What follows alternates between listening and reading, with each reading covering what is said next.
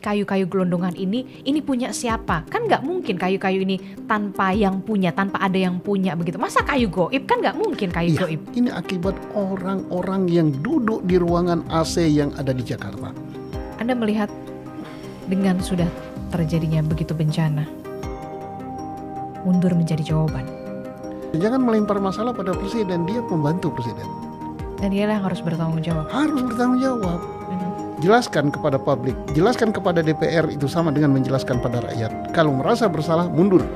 Kemarin kita lihat Menteri Kehutanan Rajo Juli Antoni mengatakan untuk 20 izin perusahaannya siapa saja nanti tunggu arahan dari Pak Presiden. Saya mengikuti itu di media sosial maupun di media konvensional. Tidak wajar seorang menteri berkata begitu. Mengapa tidak wajar?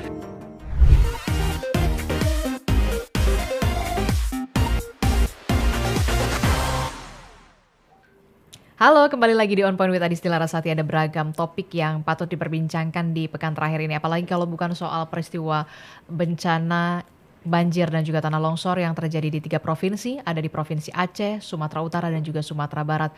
Bahkan data sementara mencatatkan lebih dari 800 orang meninggal dunia dan 500 lebih lainnya masih hilang. Tapi yang kemudian menjadi pertanyaan, benarkah bencana ini benar-benar karena hujan dan juga tanah longsor? Ketika banyak sekali ditemukan tumpukan kayu gelondongan pada saat bencana itu terjadi. Kita akan membahasnya di hari ini bersama dengan tamu spesial saya yang sudah hadir ke studio Digital Kompas TV. Sudah ada Komjen Polisi Purnawirawan Susno Duaji yang merupakan Kabar Reskrim Polri tahun 2008 hingga 2009. Apa kabar Pak Susno? Baik Mbak Laras, selamat sore. Oke. Terima kasih sudah mampir di podcast kami di On Point with Adisti Larasati.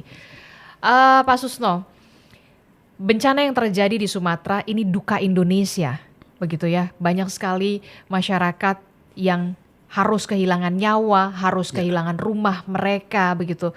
Di tengah bencana ini terjadi, ada dugaan bencana ini terjadi tidak serta-merta karena faktor alam.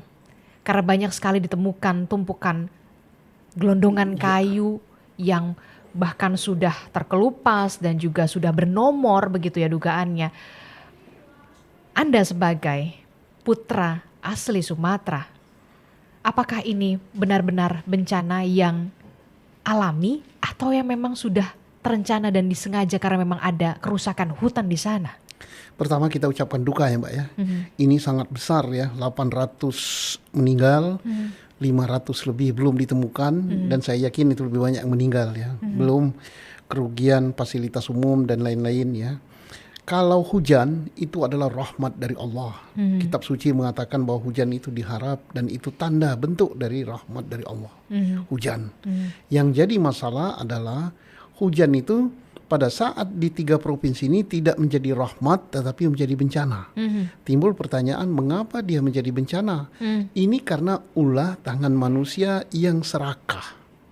Ulah tangan manusia yang serakah? Iya, serakah akan harta dengan cara melakukan hal-hal yang tidak baik yaitu menebangi hutan. Serakah untuk mendapatkan sesuatu dengan menandatangani izin agar hutan itu diizinkan untuk ditebang. Nah ini orang-orang tersebut bukanlah orang dari 3 provinsi itu. Ini orang-orang dari tempat lain dan yang mengizinkan itu saya yakin orangnya berposisi di Jakarta. Dan saya yakin yang mengizinkan itu tidak melihat kondisi lapangan, terus izin diterbitkan, kemudian tidak mengawasi di lapangan apakah izin yang diberikan itu telah sesuai dengan ketentuan-ketentuan itu. Baru terkaget-kaget setelah gelondongan kayu itu berhanyutan berjuta-juta kubik, membunuh manusia, membunuh ternak, menghancurkan ribuan rumah, menghancurkan ribuan fasilitas umum, jalan, jembatan, kantor, rumah sakit, dan lain-lain. Terkaget-kaget orang. Ini akibat orang-orang yang duduk di ruangan AC yang ada di Jakarta. Jadi mereka lah yang harus bertanggung jawab, yang memberikan izin. Iya, karena mereka memberikan izin, saya yakin ya, izin diberikan tapi dia tidak melihat lapangan. Kemudian tidak menganalisa. Kalau jangan salahkan hujan, jangan salahkan iklim. Oh ini karena iklimnya begini, karena iklim muson, karena ini cuacanya gini, karena pemanasan global. Tidak, hujan itu rahmat Allah. Sepanjang kan tempat lain banyak yang ditimpa hujan itu. Provinsi Riau, Provinsi Sumatera Selatan, Provinsi Jawa Barat kena hujan semua. Tetapi pada saat hujan itu jatuh ke bumi masih bisa ditahan oleh tumbuh-tumbuhan. Begitu ditahan oleh tumbuh-tumbuhan, kemudian buminya masih bisa meresap sebagian daripada hujan itu, maka itu akan mengairi sumur-sumur dan membasahi tanah, dan itu membuat subur tanah. Itu sudah rumus petani, dan petani senang kalau ada hujan itu. Tetapi manakala hujan itu tidak dihadang oleh pohon, tidak dihadang oleh tanam-tanaman, maka dia menjadi bencana. Mari kita lihat berapa juta kubik itu kayu yang bergelondongan. Itu kasat mata, pemiliknya jelas. Kemudian dari mana asalnya jelas, tumpukan kayu itu dari mana jelas. Sampai bupatinya mengatakan, ini izin yang berlebihan. Ya, ini dosa. Izin yang berlebihan. Iya. Siapa yang bertanggung jawab? Harus bertanggung jawab ini.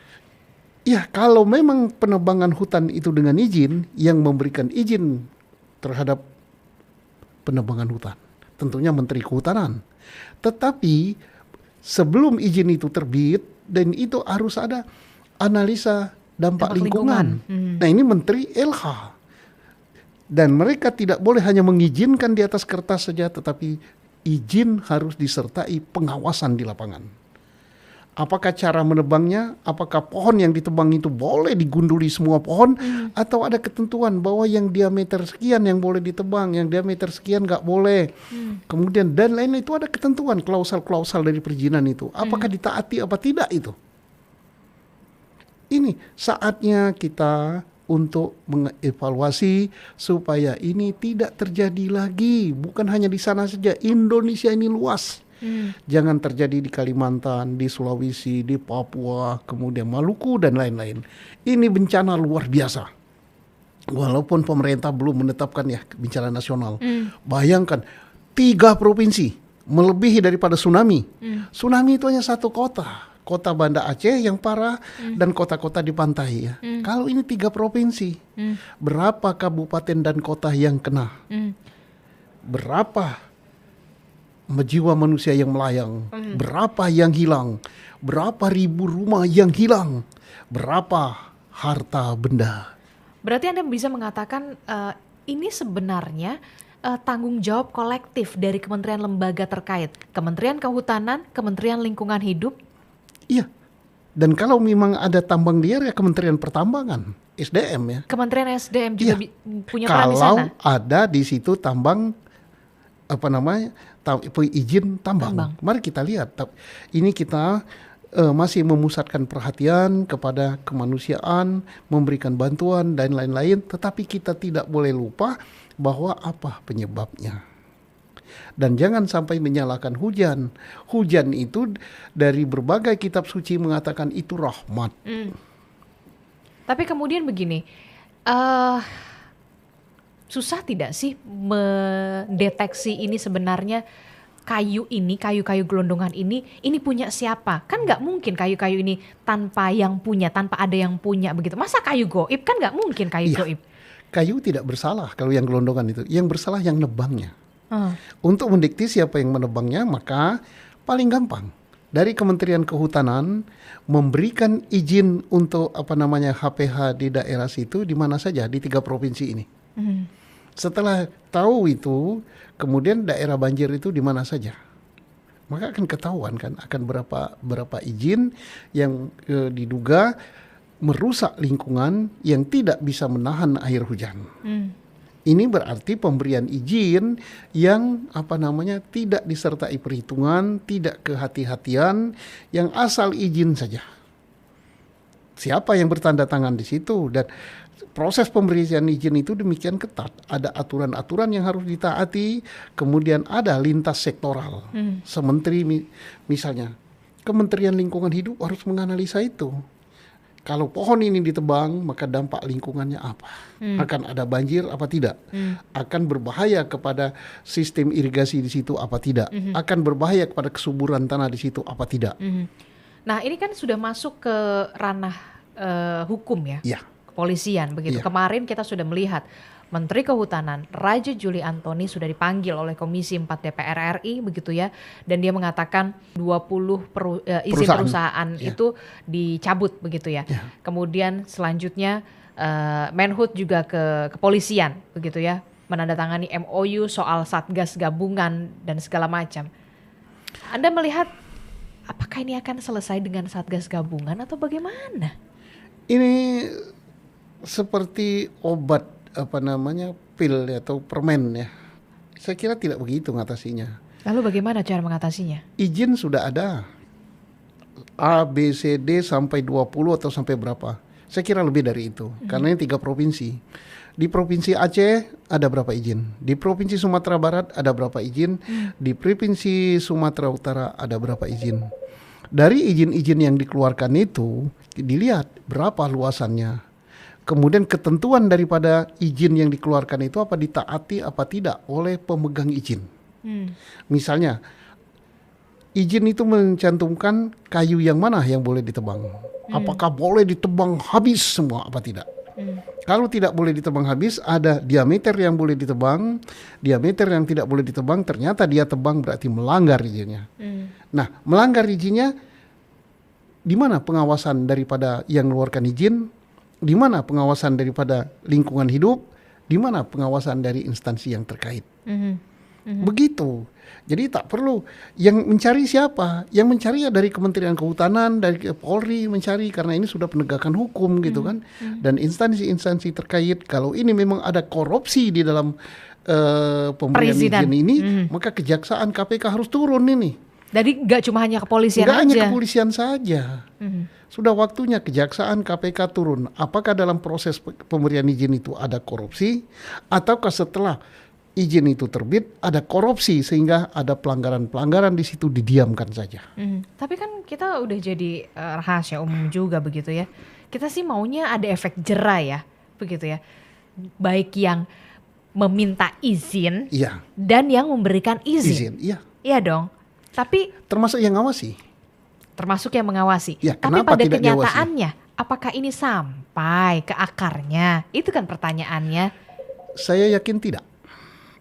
Anda mengatakan tidak. Mengapa demikian? Kita sudah melihat banyak kejadian kan. Hangatnya di depan kan. War, hangat. Setelah itu terjadi. Tapi mudah-mudahan prediksi saya ini salah. Ya, mari kita lihat. Tapi karena sekarang kita masih berkonsentrasi kepada pertolongan pada korban, pemberian bantuan dan lain yang bersifat kemanusiaan ya. Tetapi masalah penegakan hukum tetap harus jalan.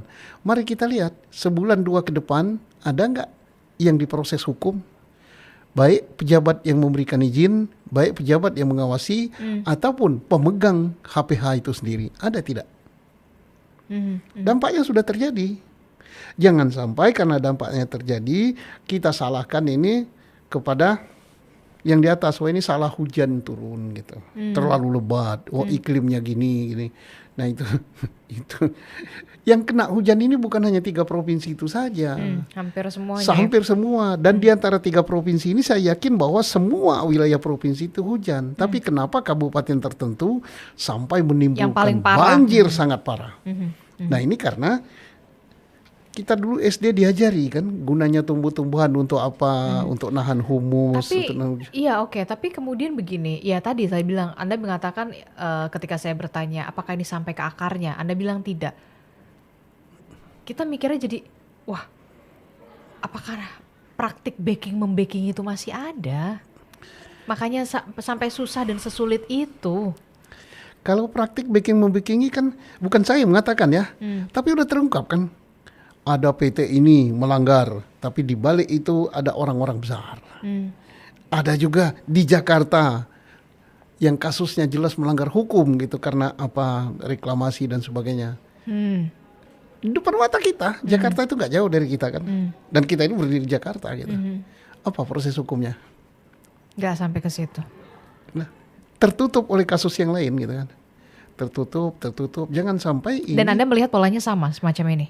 Semacam yang kayak kemarin pagar goib itu. Semua heboh. Waktu itu kan heboh kan. Heboh semua. Pagar laut segala macam. Tapi heboh semua heboh. Geger Nusantara. tapi Lama setelahnya. kita belum dengar siapa yang diproses hukum, yang masuk ke penjara.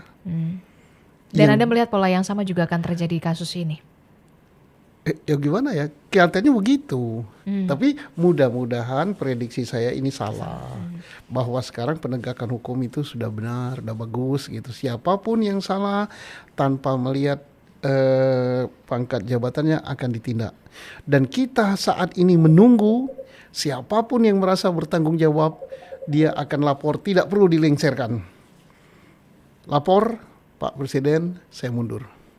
Seharusnya seperti ya, itu. Sekian ribu itu saya bertanggung jawab. Kita tunggu ini. Siapa dia? Ada enggak? Ya Allah bisa. Oke, kalau kita lihat ya nanti ya mungkin saja ada, tapi ya saya sih kayaknya kok ragu ya kan ada yang bertanggung jawab sampai mundur begitu ya. Ya kalau menteri kan dari partai, mungkin partainya malu ditarik sama dia, atau harus dimundurkan oleh partai netizen. Nah itu partai yang terbesar. Partai yang terbesar dan partai yang dipercaya oleh rakyat itu adalah partai netizen. Desakan mundur dari rakyat. Ya netizen gitu. Tapi kemudian ya sudah 20 izin ditutup, dicabut, bla bla bla. Tapi saya tidak melihat ada efek jera, pemidanaan di sana. Iya, di samping tidak ada pemidanaan yang sangat memprihatinkan kita ya. Beberapa pejabat yang memberikan statement yang sangat menyakitkan. Ada yang mengatakan bahwa bencana ini hanya ramai di media sosial. Mencekam di media sosial. Bung, sekian ribu nyawa melayang. Ada lagi yang mengatakan bahwa kayu-kayu itu bukan dari pembalakan liar, tapi kayu tua yang lapuk, jatuh, roboh. Kemana otaknya? Sungguh menyakitkan pejabat yang mengatakan begitu. Dan saya yakin mereka nggak turun ke lapangan. Bukan empati dan simpati yang mereka berikan, bukan bantuan, tapi menyakitkan gitu statement. Lebih bagus diam. Ya, karena saya orang dari sana juga gitu. Saya sedih. Sangat miris dan memilukan. Sehingga dalam keyakinan rakyat di 3 provinsi dan Sumatera lainnya, pantas kalau begitu mengeluarkan penebangan-penebangan. Anda tidak bersimpati, tidak empati kepada jiwa yang melayang. Kok Anda tutup dengan kayu yang sudah lapuk? Tidak mungkin kayu yang lapuk itu jutaan kubik kayak gitu. Sampai akhirnya kayu-kayu itu memperlihatkan dirinya. Diri dan bahkan ada nomornya. Nah jadi silakan aparat penegak hukum tegakkan hukum. Anda jangan takut. Tegakkan hukum itu jangan mencari wah itu semua berizin. Berizin tapi melanggar. Nah melanggarnya itu kalau penyidik Polri harus cari dari ketentuan izin yang diberikan itu ada sekian klausalnya. Ada nggak dilanggar di situ? Misalnya penebangannya apa, yang berdimensi berapa, cara menumpuknya dan apa-apa, dan kewajiban setelah ditebang untuk penghijauan dan semuanya apa dilakukan apa tidak. Dan juga harus disidik juga aparat yang memberikan izin. Apakah aparat itu memberikan izin memperhitungkan dampak yang akan terjadi akibat daripada sekian ribu atau sekian puluh ribu hektar hutan yang ditebang ini. Sebenarnya sulit gak sih untuk menemukan begitu ya? Memang pelanggarannya di sini gitu loh. Ya, akarnya tuh di sini. Nggak sulit. Tapi ya karena orang gede semua ya. Mulai dari hulunya dilihat. Pak Menteri mengapa Anda mengizinkan ini? Oh saya hanya mengizinkan 3 atau 4. Yang ini sebelumnya menteri sebelumnya. Nah ini jangan menteri sebelumnya berleha-leha. Bisa jadi terkait kepada menteri sebelumnya. Jadi bukan cuma soal yang menteri yang sekarang. Bukan. Ada sumbangsi juga yang lalu-lalu. Ada lalu-lalu. Sumbangsi kalau izin itu terkait dengan menteri sebelumnya. Baik menteri kehutanan maupun menteri lingkungan hidup. Ataupun kalau terkait dengan penambangan, kita lihat ada nggak izin Menteri Pertambangan di situ. Nah, kemudian kita lihat lagi dari ATR tata ruang, apakah hutan-hutan yang ditebang ini adalah hutan produksi atau hutan lindung atau hutan penggunaan lain APL. harus diusut sampai sana kepalang kita, karena ini sudah menimbulkan korban yang sedemikian. Kita gunakan ini pelajaran supaya tidak terjadi lagi di daerah lain. Tapi kemudian kemarin kita lihat Menteri Kehutanan Raja Juli Antoni mengatakan untuk 20 izin perusahaannya siapa saja nanti tunggu arahan dari Pak Presiden. Saya mengikuti itu di media sosial maupun di media konvensional. Tidak wajar seorang menteri berkata begitu. Mengapa tidak wajar? Itu tanggung jawab teknis dia. Jangan melimpar tanggung jawab pada presiden. Saya yakin dia menerbitkan izin itu tidak ngasih tahu presiden atau tidak seizin presiden, Pak saya menteri mau mengizinkan ini. Enggak, presiden banyak tugasnya. Urusan teknis kehutanan sudah diserahkan pada menteri. Dia yang tanda tangan, dia yang bertanggung jawab. DPR itu wakil dari rakyat, wakil dari kita. DPR ngomong gitu berarti rakyat mintanya itu. Dijawab dong. Ini hanya menyebut nama 20 perusahaan aja tidak mau. Minta izin presiden. Lah ini menteri macam apa? Kalau semua menteri seperti itu ya gawat kita ini. Kasihan presidennya. Presiden, dikit-dikit presiden, dikit presiden. Jangan melempar masalah pada presiden, dia pembantu presiden. Dan dia yang harus bertanggung jawab. Harus bertanggung jawab. Jelaskan kepada publik, jelaskan kepada DPR itu sama dengan menjelaskan pada rakyat. Kalau merasa bersalah, mundur. Anda melihat dengan sudah terjadinya begitu bencana, mundur menjadi jawaban. Salah satu tanggung jawab sosial mundur. Kemudian tanggung jawab hukum, kalau memang itu ada pelanggaran hukum, ikuti sesuai norma hukum yang berlaku. Apalagi kan ini sudah jelas ya pernyataan Presiden Prabowo yang menyatakan akan memberangus maling negara. Ya. Ini banyak ditafsirkan publik, ini menjadi sinyal. Ya. Seharusnya ini menjadi lampu hijau juga soal dugaan ada mafia di sana. Iya, maling kayu, ya kan? Maling itu tidak harus bahwa itu nebangi kayu dipikul begini. Maling itu bisa saja maling terlindungi oleh izin. Sehingga jutaan kubik kayu ditebang. Hutan dibabat. Tapi makanya perlu ini diselidiki. Izinnya itu benar apa tidak. Memang ada secara formal ada izinnya. Tetapi pemberian izin ini sesuai ketentuan apa tidak gitu kan. Akan membahayakan masyarakat apa enggak. Mereka kan ahli semua. Di kementerian itu kan ahli teknis di bidang perkayuan. Ada direktorat jenderalnya. Iya, ada dirjennya, ada pakarnya, sekolahnya S2, S3 segala macam. Mungkin ada tenaga ahli, profesor di situ. Kan mereka harus turun ke lapangan. Lah, ini juga bahan penyidikan. Misalnya sudah ada saran staf bahwa Pak jangan diterbitkan izin di situ, bahaya, tapi masih nekat menerbitkan itu, harus bertanggung jawab. Atau stafnya justru tidak kerja, tidak memberikan saran dan pendapat. Atau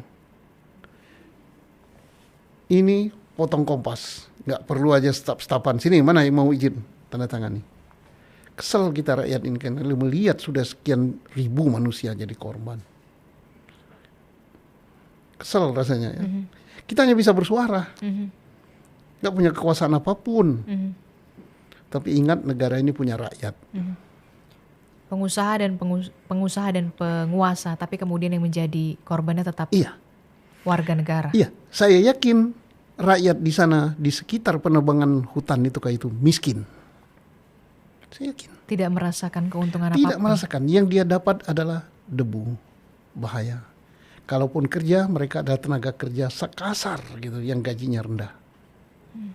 Tapi ingat, hutan itu adalah hutan milik mereka. Ya, itu berasal dari hutan adat.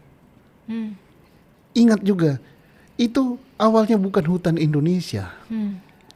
Indonesia ini lahir daripada masyarakat adat. Kerajaan-kerajaan kecil, kemudian menyerahkan kedaulatannya kepada pemerintah pusat, termasuk menyerahkan kekayaannya pada pemerintah pusat, menyerahkan tambang, menyerahkan hutan. Untuk apa? Sesuai amanat Undang-Undang Dasar 1945 pasal 33 untuk kesejahteraan rakyat. Ya. bukan untuk mencelakakan mereka. Atau sejahteranya siapa yang sejahtera? Nah, masyarakat yang serakah tadi sama yang memberikan izin itu. Makanya hati-hatilah memberikan izin, ingat ya, itu dampaknya pada rakyat. Izin apapun juga. Oke, kita akan lihat juga komentar-komentar dari netizen, Pak Susno, bagaimana soal bencana ini, termasuk juga adanya dugaan pelanggaran soal kerusakan hutan di sana, termasuk perizinannya. Ini yang menjadi sorotan publik. Kita akan lihat apa komentar-komentar dari netizen. Ini dia, Wong Agung 99. Pembalakan yang mengakibatkan bencana adalah termasuk pelaku pembunuhan berencana. Iya. Anda sepakat itu? Sepakat. Karena mereka tahu akibat daripada dibala itu hutan rusak bikin banjir mengakibatkan jiwa manusia melayang. Dan ini bencana yang terencana. Iya. Kalau mereka tidak lakukan itu, saya yakin hujan deras sudah ribuan tahun. Dan itu rahmat Allah hujan itu. Jangan salahkan hujan. Oke, kita akan lihat lagi apa komentar dari netizen selanjutnya. @David Anthony 8709, pastinya ada elit yang jadi mafia serta ikut membackingi para penjahat. So, apalah dayaku untuk melawan mereka para oknum penegak hukum. Bagaimana? Anda kan juga dulu penegak hukum. Ya, saya penegak hukum. Kalau saya tahu pembalakan itu, tanya di Jawa Barat, saya tangkap kok. Saya di demo, bahkan saya dipanggil oleh Komnas HAM, kenapa begitu? Itu nggak apa-apa, resiko loh. Apa jawaban Anda kala itu? Ya itu merusak hutan. Ada pembalak liar, ada yang tidak liar, ya tangkap aja, urusan belakang gitu. Ada intervensi? Oh jelas kan. Dari siapa kala itu? Tidak perlu dijawab dari Nggak perlu dijawab. Tapi memang ada intervensi di sana. Iyalah, hutan itu kan sesuatu yang menjanjikan, yang enak gitu. Di hutan itu ada segala macam ada gitu. Tapi berarti praktik backing-membacking itu memang sudah jelas. Kali itu saya kira bukan rahasia lagi ya. Di media sosial terungkap semua sih. Misalnya ada bandara liar, siapa bikinnya di situ. Ada pagar siluman, siapa bikinnya di situ gitu. Kan sudah rakyat udah tahu. Gak usah kita sebut gitu, nggak kesebutan. Bukan saya nggak mau nyebutnya, takut daftarnya panjang benar gitu. Oh, daftarnya panjang ya, saking. Ya, nanti ada yang disebut, ada yang enggak, nanti ada yang iri sama kita. Aduh, oke. Kalau kita lihat kan ada provinsi Aceh, kemudian Sumatera Utara dan juga Sumatera bagian barat, Sumatera Barat. Teman kita begitu ya dari Kompas TV juga ditugaskan begitu ya untuk ke wilayah Aceh begitu. Nah, saya akan mencoba hubungi salah satu jurnalis Kompas TV, sudah ada Benu Bulo melalui sambungan video call. Saya mencoba menghubungi. Selamat sore, assalamualaikum. Bang Benu Bulo. Waalaikumsalam, selamat sore. Iya, Bang Benu, kami juga turut prihatin dan juga berduka atas apa yang terjadi di Sumatera, khususnya di Aceh, di tempat Anda. Saat ini Anda juga putra asli Aceh. Anda saat ini berada di mana, Bang Benu Bulo? Bisa diceritakan seperti apa kondisinya? Boleh, saat ini ada di PD Jaya, persisnya di PD Jaya. Di Gampung atau Desa Beringin, Kecamatan Murah 2. Ini Pijai merupakan salah satu titik yang terdampak banjir. Dan di titik saya ini banjirnya ada dua versi. Jadi versi banjir bandang dengan muatan kayu yang luar biasa banyak, dilanjut dengan rop. Jadi rop naik ke kampung juga. Oke, jadi memang ada dua versi banjir di sana. Nah, untuk posko pengungsian sendiri di sana, bantuan apa yang memang sudah ada terdistribusi secara merata dan bantuan apa yang kemudian masih kurang untuk warga terdampak banjir di sana, Bang Benu Bulo? Kalau saat ini, kalau untuk logistik, alhamdulillah sudah terpenuhi. Cuman ada beberapa seperti pakaian bayi, pakaian dalam wanita, dan itu sangat dibutuhkan karena memang rumah-rumah yang di sini sudah setengah, sudah masuk ke rumah itu setengah. Jadi kebutuhan untuk balita seperti popok bayi, kemudian juga ada pembalut untuk wanita juga dibutuhkan begitu ya. Termasuk juga bagaimana kondisi warga di sana ini kan sudah lebih dari 10 hari ya Bang Benu, banyak juga pasti warga yang sudah mulai terserang penyakit, demam, kemudian influenza, bahkan juga penyakit kulit karena memang sudah lama juga tergenang air, tidak ada pasokan air bersih di sana. Bagaimana pasokan obat-obatan di sana termasuk juga tenaga medis di PD Jaya Aceh? Kalau untuk di titik ini, alhamdulillah ya, teman-teman Dompet Duafa sudah menyalurkan obat-obatan, bahkan tadi siang sempat ada dokter yang memeriksa para pengungsi, karena pengungsi di sini mencapai 1.250 orang dan kebanyakan memang ibu-ibu dan anak-anak. Jadi para pengungsi ini kebanyakan adalah ibu-ibu dan juga anak-anak. Pasokan listrik dan juga komunikasi di sana seperti apa? Apakah sempat juga blackout juga di sana di PD Jaya pada saat itu? Bagaimana sekarang kondisinya? Kalau awal terjadinya banjir memang terputus semua ya, tapi saat ini sudah berangsur membaik karena memang tim dari provider dan PLN juga sudah mulai memperbaiki, walaupun masih biarpet ya, masih terus kadang-kadang kalau untuk jaringan telepon kita sudah dapat jaringan 4G tapi nggak bisa digunakan, jadi masih naik turun aja. Jadi memang sekarang banyak teman-teman yang menggunakan fasilitas dari Starlink ya, jadi mereka lebih gampang berkomunikasi. Oke, kalau untuk di PD Jaya sendiri di tempat Anda melaporkan Bang Benu, akses darat sudah bisa masuk atau kemudian masih ada yang terputus, yang terisolasi di sana? Pendistribusian bisa dilakukan melalui darat atau kemudian hanya melalui udara saja?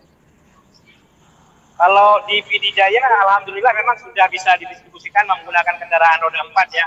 Tapi memang ada beberapa titik di wilayah ini, karena kalau malam itu karena lagi bulan purnama, air laut naik. Jadi perlu diwaspadai karena tiba-tiba dia naik, itu orang nggak bisa lewat. Cuma di malam hari dan pagi harinya.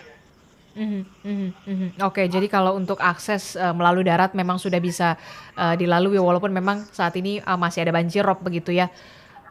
Saya ingin tanyakan juga bagaimana kabar keluarga Bang Benu?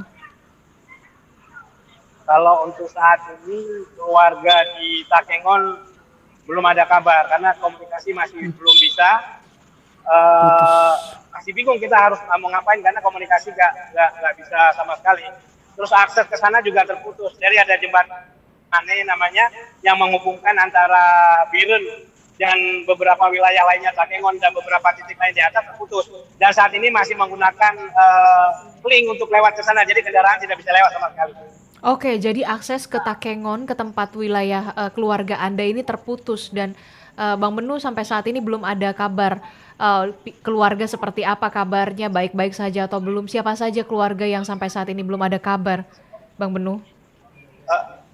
Keluarga ada lima, jadi Kak Nana namanya, anak 3 dan bersama suaminya, mereka tinggal di Takengon. Tapi sampai sekarang memang belum bisa komunikasi sama sekali dan mudah-mudahan jaringan di sana segera membaik dan saya bisa berkomunikasi kembali.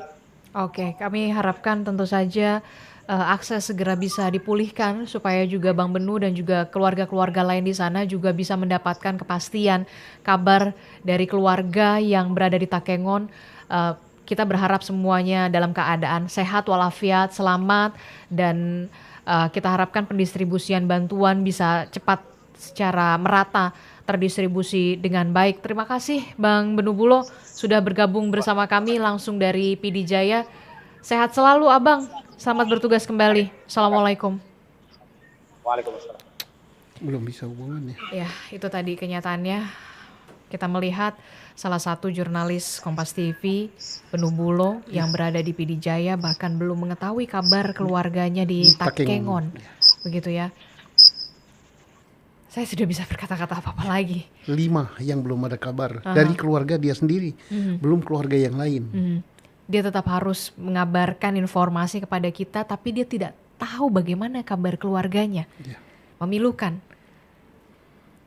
Ini akibat daripada manusia-manusia yang serakah, yang menebangi hutan, yang melakukan tambang liar, Dan bukan hanya pembalakan, tetapi penebangan resmi yang berizin, tapi izinnya tidak memperhatikan lingkungan. Dan izin yang diberikan tidak ditaati. Yang harus mengawasi izin itu tidak melakukan pengawasan dengan baik. Ini koreksi. Akibatnya apa? Ribuan jiwa manusia Melayang. Pak, sudah jelas Pak Prabowo mengatakan kita akan memberangus maling negara, ya Bagus kan? sekali. Seharusnya memang itu sudah jadi lampu hijau, sinyal dari seorang kepala negara, Presiden Prabowo Subianto kepada aparat penegak hukum, tidak hanya kepolisian, KPK juga bisa terlibat di situ untuk melakukan pengusutan. Iya. PPATK bisa juga ke sana, Kejaksaan Agung.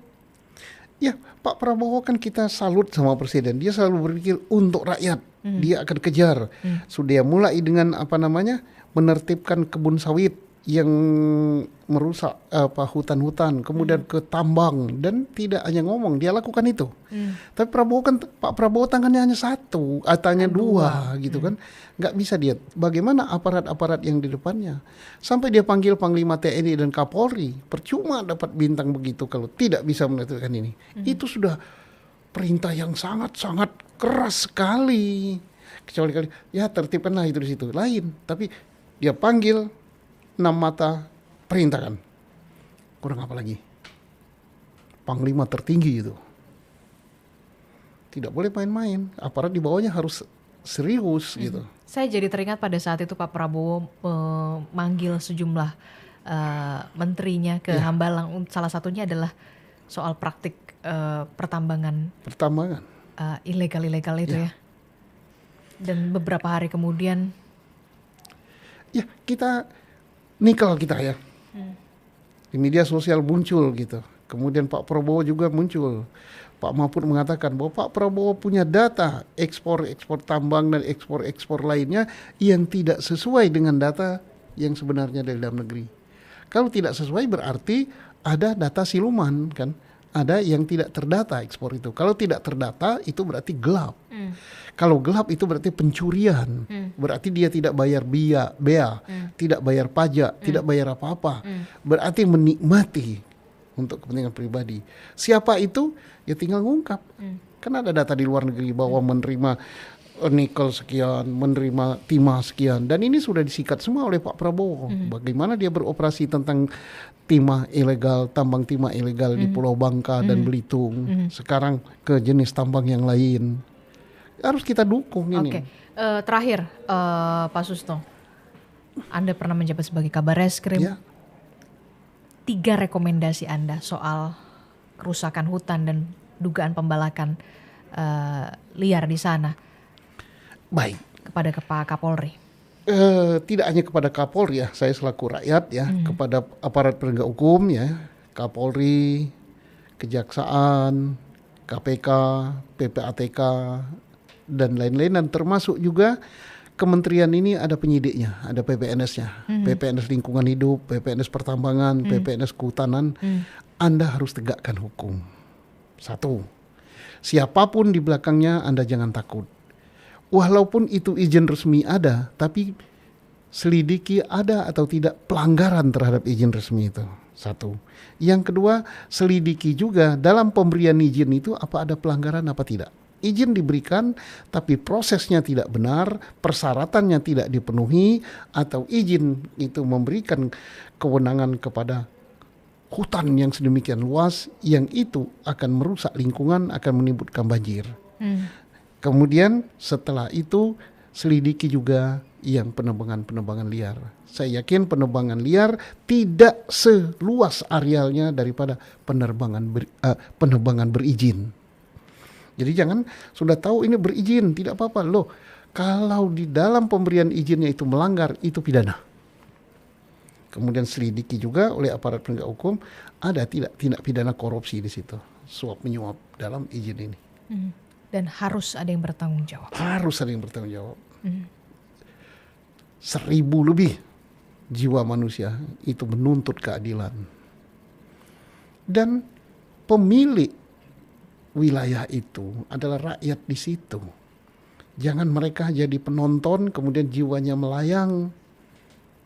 tapi hanya segelintir orang yang menikmati kekayaan itu, dan segelintir orang yang menerbitkan izin, dan segelintir orang yang mengawasi tapi tidak melakukan pengawasan yang benar.